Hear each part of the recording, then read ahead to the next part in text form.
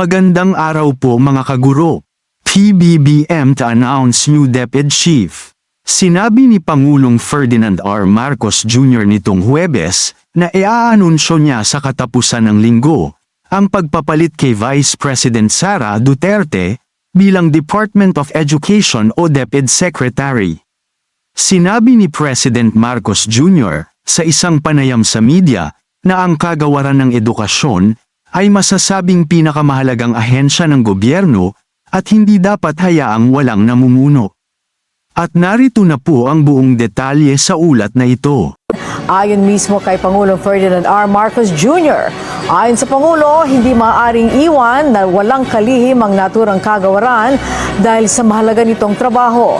Samantala, sinabi ng punong ehekutibo na hindi nagbigay ng rason si Vice President Sara Duterte sa kanyang pagbibitiw sa DepEd at bilang Vice Co-Chair ng NTF-ELCAC.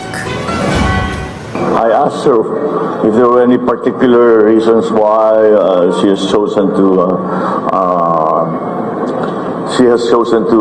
resign from the Department of Education and from the NTF-ELCAC.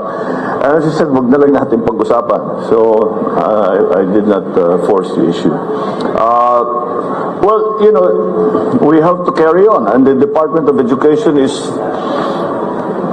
quite possibly, arguably, the most important department because education is that important.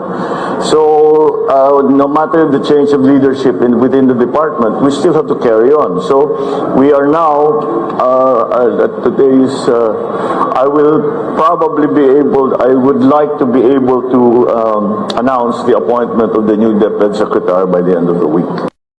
Kung meron man kayong mga komento tungkol sa mga isyong ito, maaari kayong magbigay ng mga reaksyon sa comment section na makikita sa ibaba ng bidyong ito. Maraming salamat, at kung ikaw ay interesado ng mga bidyong tulad nito, mangyaring suportahan ang channel na ito sa pamamagitan ng pagpindot ng like, pag-share ng mga video at kung bago ka pa lang sa channel na ito, please subscribe sa channel na ito at pindutin ang notification bell at piliin ang all upang maabisuhan ka para sa mga paparating pang mga videos.